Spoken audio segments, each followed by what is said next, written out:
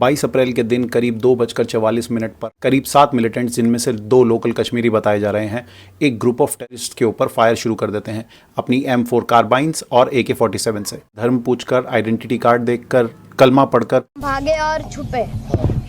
आतंकवादी ने ढूंढ लिया। एक ने बोला कि मुसलमान अलग हो जाओ और हिंदू अलग हो जाओ, जेंट्स को बस, और हिंदू वाले जेंट्स को गोली मार दी। यहाँ तक कि पैंट तक उतार कर देखा जाता है कि वो मुस्लिम है या नहीं। एक एक करके 26 लोगों की जान ले ली जाती है और बाकियों को बोला जाता है कि जाओ जाकर मोदी को बता देना। जिनकी जान गई उनमें से कोई कर्नाटका से था, कोई महाराष्ट्र से था, कोई उत्तर प्रदेश से था, लेकिन सारे के सारे हिंदुस्तानी थे। हर कोई अपनी जॉब और लाइफ की टेंशन्स को पीछे छोड़कर, कार की EMI, ऑफिस की प्रेजेंटेशन की डेडलाइन, बिजली का बिल, इन सब को पीछे छोड़कर डिटॉक्स करने के लिए अपनी फैमिलीज के साथ कश्मीर गए थे। बैसरन वैली पहलगाम टाउन से करीब 5 से 7 किलोमीटर दूर है। डेंस पाइन फॉरेस्ट और स्नो कैप्ड माउंटेन्स होने की वजह से यहाँ सिर्फ पैदल या तो सिर्फ पोनी से पहुंचा जा सकता था। इस लोकेशन को स्पेसिफिकली आतंकवादियों ने इसीलिए सिलेक्ट किया क्योंकि ये एक चैलेंजिंग टेरेन था। अटैक के समय यहाँ पर कोई आर्म्ड फोर्सेस या फिर कोई भी लोकल पुलिस नहीं थी। बैसरन वैली को इसलिए भी चूज किया गया था क्योंकि यहाँ तक कोई मोटरेबल रोड है ही नहीं। हालत इस कदर तक बुरी थी कि घायल लोगों को बाय हैंड कैरी करना पड़ा 2 किलोमीटर तक। आतंकवादी हमले की जिम्मेदारी ली है द रेजिस्टेंस फ्रंट ने, जो कि लश्कर तैयबा का एक प्रॉक्सी आउटलेट बताया जाता है, जो कि 2019 में आर्टिकल 370 हटने के बाद बना था। ये टेरर ग्रुप लोकल कश्मीरीज को पैसे का लालच देकर रेडिकलाइज कर अपने ग्रुप में भर्ती करता है। ये एक सीरियस वीडियो है और इस वीडियो में मैं जाहिल न्यूज चैनल्स की तरह पाकिस्तान को रौंद दो, पाकिस्तान के टुकड़े कर दो, हिंदू मुसलमान, ये सब नहीं करने वाला हूँ। तो शुरू कर। कोई है अभी घर पे? सचिन, एक बार बात कर लेंगे दरवाजा खोल के हमसे। सीमा, आप कुछ बताना चाहती हैं, कुछ बोलना चाहती हैं कि आप भारत में रहना चाहती हैं?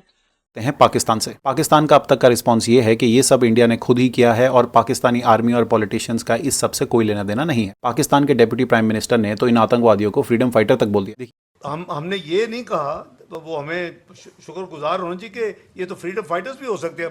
वी डोंट नो कि कौन है, तो हमने कोई किसी किस्म की बिल्कुल ऑनेस्टी के साथ स्टेटमेंट दी थी। लेकिन देखिए, पाकिस्तान की आवाम तो खुद पाकिस्तान की आर्मी और पाकिस्तान के पॉलिटिशियन से परेशान है।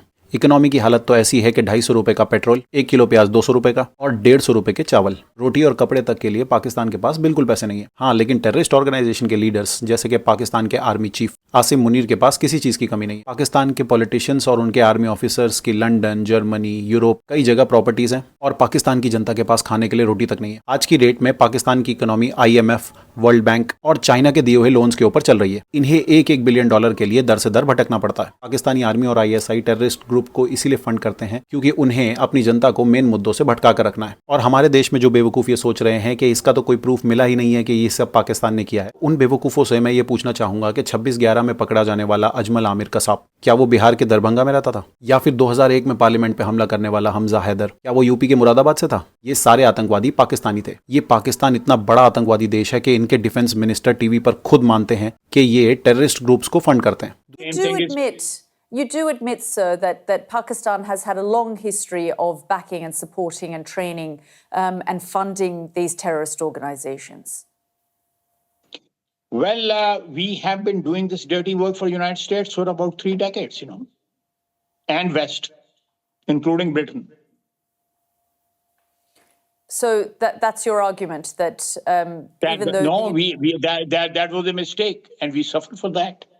दुनिया का सबसे बड़ा आतंकवादी ओसामा बिन लादेन, उसे ना अफगानिस्तान सेफ लगा, ना ईरान सेफ लगा, ना येमेन सेफ लगा। उसे अगर कोई देश अपनी सेफ्टी के लिए बेस्ट लगा तो वो था पाकिस्तान। उसके बाद अमेरिका ने जब पाकिस्तान में घुस के ओसामा बिन लादेन को मारा, पाकिस्तान के prime minister Imran Khan parliament के अंदर बोलते हैं कि अमेरिका ने उसे शहीद कर दिया। ओसामा बिन लादेन को इन्होंने अमेरिकन ने आके एबटाबाद में मार दिया, शहीद कर दिया। बिन लादेन जिस आदमी का नाम था, उसको आप एक दहशतगर्द समझते हैं इमरान खान साहब? देखिए, वो तो आप जिस तरफ हो, कई एक साइड का जो आदमी होता है, मतलब जॉर्ज वॉशिंगटन था, वो अंग्रेजों के लिए दहशतगर्द था, अमेरिकनों के लिए फ्रीडम फाइटर था। आपके लिए ओसामा बिन लादेन क्या है? नहीं, बात यह है कि मैं इस पढ़ना कमेंट नहीं करना चाहता, कमेंट नहीं करना चाहता क्योंकि ये एक इश्यू पीछे रह गया। इन सब हरकतों के बाद क्या हमें किसी प्रूफ की जरूरत है? ये तो हालत है इस भिखारी देश की। चलो, हम इंडियंस झूठ बोल रहे हैं। 2018 की US डिपार्टमेंट ऑफ डिफेंस की रिपोर्ट, 2018 की UN टेरर फाइनेंसिंग के ऊपर की report, financial action task force का पाकिस्तान को 2018 से लेकर 2022 तक ग्रे लिस्ट में रखना, ये सब प्रूफ दिए हैं बाकी देशों ने कि पाकिस्तान एक आतंकवादी देश है। पाकिस्तान की आवाम को, हम सब इंडियंस को एक बात जरूर बतानी चाहिए। पाकिस्तान की जनता को लगता है कि उनके सबसे बड़े दुश्मन है इंडियंस। ऐसा बिल्कुल नहीं है। आपके सबसे बड़े दुश्मन है आपकी अपनी आर्मी और आपके पॉलिटिशियंस। अगर इंडिया और पाकिस्तान में एक्चुअल में जंग हो गई तो जंग होने के बाद पाकिस्तान का तो नामो निशान मिट जाएगा। इंडिया फिर भी इतना बड़ा देश है कि वो अपने पैरों पर कुछ सालों में फिर से खड़ा हो जाएगा। जंग शुरू होते ही सबसे पहले पाकिस्तानी आर्मी के जनरल, ब्रिगेडियर, कमांडर, ये सारे लोग छुपकर अपने बंकरों में बैठ जाएंगे और अपने बच्चों को लंदन और जर्मनी में सेफली बिठा देंगे और पाकिस्तान की आम जनता को मरने के लिए छोड़ जाएंगे। तो जो भी पाकिस्तानी लोग इस बात को समझ रहे हैं, उन्हें अपनी आर्मी के खिलाफ खड़े हो जाना चाहिए। अपनी आर्मी और पॉलिटिशियंस को उखाड़ कर फेंक दो और अपने देश में डेमोक्रेसी स्टैब्लिश करो। अपने देश को एक प्रगति के रास्ते पर ले जाइए। मैं जानता हूं ये करना इतना आसान नहीं है, लेकिन अगर आप जल्दी ये नहीं करते हैं तो आपके जनरल और कमांडर्स के बच्चे लंदन, जर्मनी, यूरोप में मौज काटेंगे और आपके बच्चे सड़क पर भूखे मरेंगे। अब अगर पाकिस्तान के खिलाफ ऑप्शंस की बात करें तो हमारे पास वैरायटी ऑफ ऑप्शंस है। गवर्नमेंट ने काफ़ी सारी चीज़ें शुरू भी कर दी हैं, जैसे कि नंबर ऑफ डिप्लोमेट्स को कम करना, पाकिस्तानी सिटीजन्स को देश छोड़ने के लिए बोलना। एक और इंपॉर्टेंट फैसला जो इंडियन गवर्नमेंट ने लिया है वो है इंडस वाटर ट्रीटी को सस्पेंड करना। तो जिन जिन को इंडस वाटर ट्रीटी के बारे में नहीं पता है उन्हें मैं थोड़ी सी डिटेल्स देता हूँ। इंडस रिवर बेसिन में टोटल 6 नदियां हैं, जिन्हें 2 ग्रुप्स में बांटा गया है, वेस्टर्न ग्रुप और ईस्टर्न ग्रुप। 3 वेस्टर्न ग्रुप की नदियां झेलम, इंडस और चेनाब पाकिस्तान को असाइंड है और इसका करीब 80% पानी पाकिस्तान के पास जाता है। इंडिया की बात करें तो हमारे पास 3 ईस्टर्न रिवर्स का कंट्रोल है, रावी, ब्यास और सतलुज। वैसे देखा जाए तो 6 की 6 नदियां हमारी तरफ से ही होकर बहती हैं और अगर हम चाहें तो इनका पूरा पानी रोक सकते हैं। इस ट्रीटी के हिसाब से इंडिया वेस्टर्न रिवर्स के पानी को नहीं रोक सकता। छोटे मोटे हाइड्रो प्रोजेक्ट्स और इरिगेशन के अलावा इंडिया कोई भी बड़ा डैम अपनी साइड पर नहीं बना सकता है वेस्टर्न रिवर्स के कंट्रोल के लिए। एक PIC कमिटी यानी कि परमानेंट इंडस कमीशन बायलैटरली दोनों कंट्रीज ने बनाया है, जो कि इस स्टेटस को मेंटेन करता है। पाकिस्तान के रिप्रेजेंटेटिव्स इंडिया में आते हैं और ये चेक करते हैं कि इंडिया अपनी साइड पर कोई बड़ी डैम तो नहीं बना रहा है, जिससे पाकिस्तान की तरफ आने वाले पानी का कंट्रोल इंडिया के पास चला जाए। Baglihar dam dispute 2007, Kishan Ganga hydroelectric project 2013, ये सारे कुछ डिस्प्यूट्स हैं जो इस PIC कमिटी ने पहले भी सेटल किए हैं। तो इंडस वाटर ट्रीटी को सस्पेंड करने की बात करें तो इसका कोई immediate effect I don't believe कि अभी हमें दिखने वाला है, क्योंकि पानी रोकने के लिए हमें एक बड़ा लार्ज डैम या कोई रिजर्वॉयर बनाना पड़ेगा,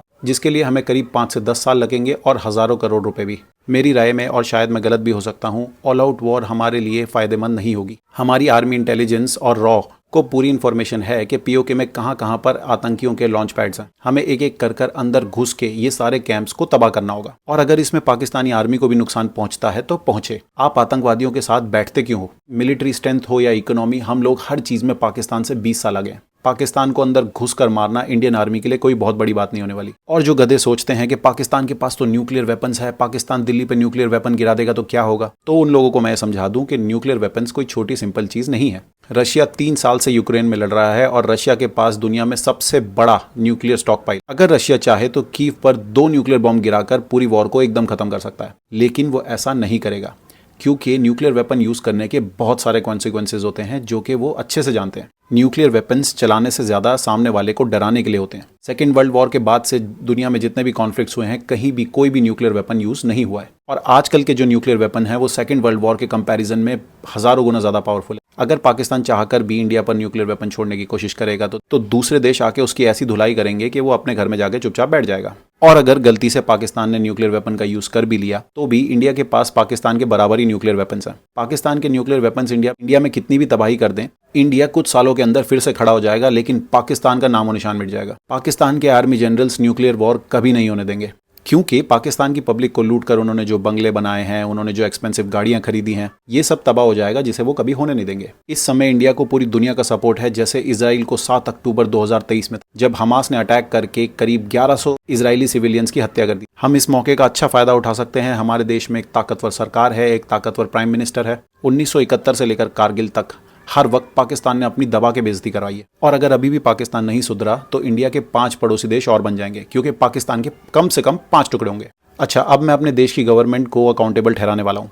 तो जिन भी लोगों को देश की गवर्नमेंट या प्राइम मिनिस्टर मोदी जी इनकी बुराई पसंद नहीं आती है तो वो इस वीडियो को अब स्किप कर सकते हैं। गवर्नमेंट ने ऑल पार्टी मीटिंग में खुद माना कि उनसे एक बहुत बड़ी सिक्योरिटी में चूक हुई थी। गवर्नमेंट को कोई अंदाजा ही नहीं था कि पहलगाम में इतने सारे टूरिस्ट एक जगह पर हैं और वहां पर कोई सिक्योरिटी फोर्सेज मौजूद नहीं है। पहलगाम वही शहर है जहां वैष्णो देवी यात्रा का बेस कैंप होता है। गवर्नमेंट के कई सोर्सेज से ये झूठ भी बोला गया कि गवर्नमेंट को कोई आइडिया ही नहीं था कि पहलगाम के बैसरन वैली में इतने सारे टूरिस्ट हैं और वो एरिया तो टूरिस्ट के लिए डेजिग्नेटेड है ही नहीं।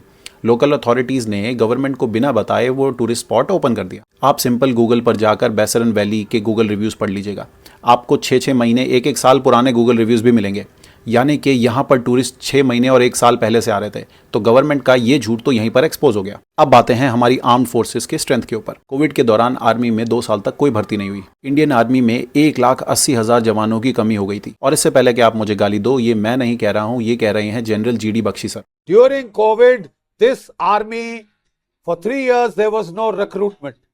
Our forces were cut down by 1,80,000. Who did it? What about the threat assessment? You saved money. You saved money to get these people killed. Damn you. I fought in Kishtwar. 3 years, Arnab. We had that area totally under control. Now that poor sector 9 sector RR, those boys are being asked to look after 2 sectors because somebody felt manpower is not needed. Damn you! It's needed if you want to fight in the mountains. It's needed if you want to fight the terrorists in hills and mountains. आज के modern warfare में air force सबसे बड़ा role play करती है किसी भी देश को विक्ट्री तक पहुंचाने के लिए। इंडियन एयरफोर्स को 2 फ्रंट वॉर लड़ने के लिए पाकिस्तान और चाइना दोनों से लड़ने के लिए कम से कम 42 स्क्वाड्रन की स्ट्रेंथ मेंटेन करनी होती है। करंटली इंडियन एयरफोर्स के पास करीब 32 स्क्वाड्रन की स्ट्रेंथ है और उसमें फाइटर जेट्स कौन से हैं? घिसा-पिटा MiG-21, दशकों पुराना जैगुआर और आउटडेटेड मिराज 2000। इनमें थोड़े बहुत अपडेट जरूर हुए हैं, लेकिन आज भी ये काफी साल पुरानी टेक्नोलॉजी पे चल रहे हैं। हमारे पास एक भी 5th या 6th जनरेशन का स्टेल्थ फाइटर जेट नहीं है। चाइना इंडिजिनसली अपने देश में 6th generation stealth fighter jet बना चुका है। हमारे सबसे एफिशिएंट फाइटर जेट्स हैं 36 रफाइल, जो कि गवर्नमेंट ने 2020 में प्रोक्योर किए थे। और आप रफाइल को बहुत फ्यूचर प्रूफ टेक्नोलॉजी समझते हैं, तो रफाइल भी एक 4.5 जनरेशन का फाइटर जेट है। मेरी बात पे यकीन नहीं हो रहा ना? एक इंसिडेंट बताता हूँ। अभी कुछ हफ्तों पहले ही 28 साल के इंडियन एयरफोर्स के लेफ्टिनेंट सिद्धार्थ यादव एक दशकों पुरानी टेक्नोलॉजी वाले जैगुआर फाइटर जेट को चला रहे थे। प्लेन में कुछ टेक्निकल फेलियर होने की वजह से उन्हें अपने को पायलट को इजेक्ट करना पड़ा। अगर वो चाहते तो अपनी जान बचा सकते थे इजेक्ट करके, लेकिन उन्होंने अपने फाइटर जेट को जानबूझकर हाई पॉपुलेशन वाले एरिया से दूर गिराया, जिससे उन्होंने काफी सिविलियंस की जान बचाई, लेकिन उनकी खुद की जान नहीं बची। और एक घिसी पिटी पुरानी टेक्नोलॉजी को उड़ाने की वजह से वो शहीद हो गए। सिद्धार्थ को प्लेन क्रैश होने से पहले ही आभास हो गया था कि कोई अनहोनी होने वाली है, लेकिन फर्ज के आगे सिद्धार्थ ने जान की परवाह नहीं की। इसके बाद भी अपनी जान की परवाह किए बगैर सिद्धार्थ ने साथी को इजेक्ट कराया। फिर शहर में आबादी वाले इलाके में कोई जनहानि ना हो, इसलिए वो प्लेन में ही रहे और प्लेन को आबादी वाले इलाकों से दूर खुले मैदान में ले गए। जब हमारे देश में जंग पर जाए बिना ही हमारे जवान ऐसे शहीद होते रहेंगे, तो हम अपनी सरकार से क्या एक्सपेक्ट कर सकते हैं? इजराइल और रशिया 2 ऐसी कंट्रीज हैं जिन्हें अपने नेबरिंग कंट्रीज से बहुत बड़ा थ्रेट रहता है। ये दोनों अपने GDP का करीब 5 से 6% डिफेंस बजट पर लगाते हैं। इंडिया आज की डेट में सिर्फ 2.4% स्पेंड करता है डिफेंस पर। ये डिफेंस बजट पाकिस्तान जैसे टुच्चे देश को खत्म करने के लिए तो बहुत है, लेकिन हमारे चारों तरफ हमारे दुश्मन बने हुए हैं और हमें फ्यूचर की भी तैयारी जरूर करनी चाहिए। और हम सबको सरकार से इसके ऊपर जवाब जरूर मांगना चाहिए, क्योंकि प्रधानमंत्री पुलवामा के जवानों के नाम पर वोट मांग सकते हैं, तो क्या हम उनसे सवाल नहीं पूछ सकते? मैं जरा कहना चाहता हूं मेरे फर्स्ट टाइम वोटरों को, क्या आपका पहला वोट पाकिस्तान के बालाकोट में एयर स्ट्राइक करने वाले वीर जवानों के नाम समर्पित हो सकता है क्या? मैं मेरे फर्स्ट टाइम वोटर से कहना चाहता हूं कि आपका पहला वोट पुलवामा में जो वीर शहीद हुए, उन वीर शहीदों के नाम आपका वोट समर्पित हो सकता है क्या?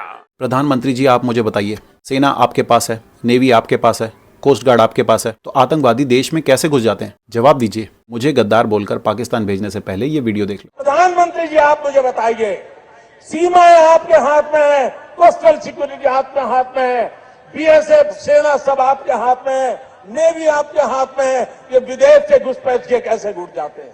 आतंकवादी विदेशों से यहां कैसे घुस जाते हैं? आप जवाब दीजिए, व्यवस्था आपके पास है। मैंने एग्जैक्ट वही बोला है जो मोदी जी ने बोला था। तो अगर मैं गद्दार हूं तो वो भी हैं, और अगर वो गद्दार नहीं है तो मैं भी गद्दार नहीं हूं। Last but not the least, मैं अपनी कश्मीरी आवाम से बात करना चाहूंगा। आप लोगों को हजारों करोड़ का रेवेन्यू हर साल आता है टूरिज्म से।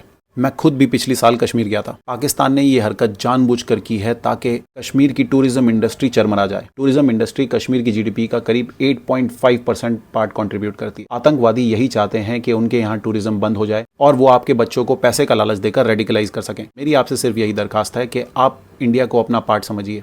जैसे कि कर्नाटका, महाराष्ट्र, यूपी, बंगाल, बिहार के लोग कश्मीर को अपना देश समझकर वहां घूमने आते हैं। काफ़ी सारे कश्मीरी लोगों ने पहलगाम अटैक के बाद टूरिस्ट्स की बहुत मदद की, लेकिन ये काफ़ी नहीं है। आपको टेररिज्म को काउंटर करने के लिए कुछ स्टेप ज़रूर लेने पड़ेंगे। आपके बच्चे कहाँ जा रहे हैं, किससे मिल रहे हैं, किससे बातें कर रहे हैं, उनके फ़ोन के व्हाट्सएप ग्रुप्स, उनके आने वाले कॉल्स, सब कुछ चेक कीजिए ताकि आपके बच्चे गलत राह पर ना निकल जाएं। अगर लोकल सपोर्ट बिल्कुल ज़ीरो हो जाएगा तो कश्मीर में आतंकवादी घुस ही नहीं पाएंगे।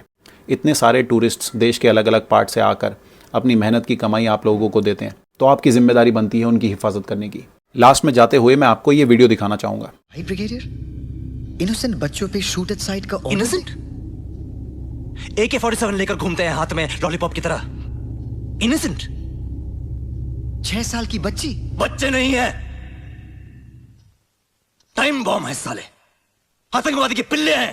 करूंगा, इनको खत्म करूंगा मैं, एक एक दीमक को निकाल निकाल के मारूंगा मैं। इसलिए मैंने राठौड़ से कहा गोली मार दो इनको, खत्म कर दो सालों को। जो बूढ़े बच्चे सामने आए खत्म कर दो उनको, वरना ये लोग हमें कहा जाएंगे। और करना है तो इनकी कौम का सफाया करो। That's what we want. Bloody democracy. Bloody democracy. ये वीडियो आजकल इंस्टाग्राम और यूट्यूब पर बहुत सर्कुलेट हो रही है और इससे हिंदू मुस्लिम सेंटिमेंट्स भड़काने की कोशिश की जा रही है। आप में से किसी ने अगर ये मूवी देखी होगी तो आप समझ चुके होंगे कि ब्रिगेडियर प्रताप एक बुरा इंसान था। फिल्म के डायरेक्टर भी यही दिखाना चाहते थे। इस फिल्म में असली हीरो के डायलॉग सुनिए। सम्मान से भरा है ये राष्ट्रीय सम्मान, ये वर्दी, ये ट्रायल, ये सब इसलिए नहीं कि सिर्फ राष्ट्र है, ये सब इसलिए है क्योंकि राष्ट्रवाद भी है। क्या कहा था आपने? नसों में जहर, कौम को खत्म करना, राइट? ठीक है, खत्म कर दीजिए। खत्म कर दीजिए उस कौम को भी जिसने महात्मा गांधी को मारा, उस कौम को भी जिसने मार्टिन लूथर किंग को मारा। Finish them, kill them all, that's your solution, right? और इसका सॉल्यूशन है एक 6 साल की बच्ची को बचाना, दैट्स ऑल। कोई जात नहीं, कोई कौम नहीं। जावेद खान की इंसानियत में इंडियन आर्मी का शौर्य छुपा है, पर आप नहीं समझे। ब्रिगेडियर प्रताप को हीरो मत बनाओ, वो विलन था, उसे विलन ही रहने दो। हमारी इंडियन आर्मी जब किसी को बचाने जाती है तो ना वो किसी से धर्म पूछती है ना ही जात। अगर हम हिंदुस्तानी भी सारे फैसले धर्म को देखकर, हिंदू या मुसलमान को देखकर लेंगे तो हम में और उन आतंकवादियों में क्या फर्क रह जाएगा। हर किसी घर में आपस में अनबन जरूर होती है, लेकिन जब कोई बाहर से अटैक करता है तो हर किसी को एकजुट होकर अपने घर को बचाना होता है। हमें भी यही करना है। इस समय हिंदू और मुसलमान में मत बटिए, हम सब हिंदुस्तानी हैं। अपनी सरकार को क्रिटिसाइज करना हम सबका हक है, लेकिन अगर हमारी सरकार कोई स्टेप लेती है तो हमें अपनी सरकार और अपने प्राइम मिनिस्टर के साथ पूरी दृढ़ता से खड़े रहना होगा। ऐसी सिचुएशन में ना कोई पार्टी, ना कोई धर्म, ना कोई जाति, हम सब इंडियंस हैं। अगर मेरे थॉट्स आपको पसंद आए तो वीडियो को लाइक कर लें, शेयर करके मेरे थॉट्स को दूसरे लोगों तक जरूर शेयर कीजिएगा। मिलता हूँ आपसे नेक्स्ट वीडियो में। जय हिंद।